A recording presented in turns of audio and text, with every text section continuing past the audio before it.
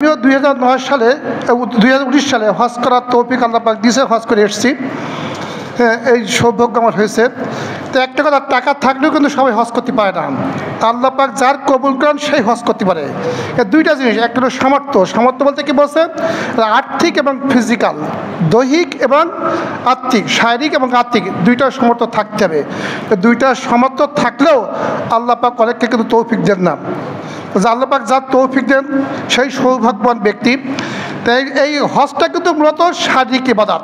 Sir কিন্তু বললেন আমরা কিন্তু দৈনন্দিন 5 ওয়াক্ত নামাজ পড়ি, এই যে নামাজ পড়ি ওই নামাজই ওখানে পড়বো। ওই যে আরাফার মাজারে বলছেন যে আপনার ওই আসর, জোহর, মাগরিব একসঙ্গে যাবার আছে, কিন্তু এই নামাজে কিন্তু ওখানে সবচেয়ে হলো শারীরিক ইবাদত। ধৈর্যটা সে কিন্তু সবচেয়ে বড়। ঠিক মতো খাওয়ার নাই, ঘুম নাই, শোয়ার জায়গা নেই। মিনাতে মুজদালিফায় খোলা আকাশের নিচে যদি বৃষ্টি আসে ওই খোলা আকাশের নিচে ভিজতে হবে। আর যদি বৃষ্টি না হয় প্রচণ্ড গরম, ওখানে এসির তাঁবু নাই। মিনাফায় কিন্তু এসির তাঁবু থাকবে, আরাফার মাথায় থাকবে, কিন্তু মুজদালিফায় থাকবে না। তো এইখানে হলো ধৈর্যটা অনেক জিনিস। আর কিছু সবসময় হয় যে যারা এজেন্টে যারা নিয়ে যায়, আমি দেখছি, আমি যে হোটেলে ছিলাম আমাদের সঙ্গে যারা গিয়েছিলেন মারামারি বাধাই দিয়েছে হাজিরা। ধৈর্য নেই, দেখা যাচ্ছে কি আবার এজেন্টের সঙ্গে গন্ডগোল বাধাই দিছে, এই কী খাবার দিচ্ছ।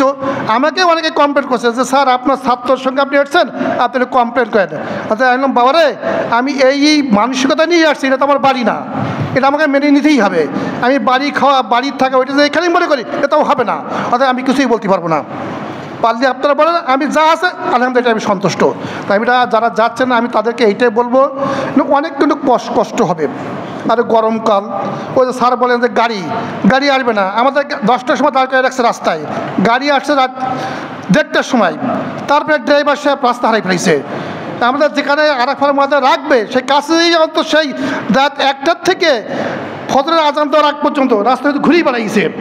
আর গাড়িতে কী প্রচণ্ড ভিড় আর গরম, এই কষ্ট কিন্তু সহ্য করতে হবে।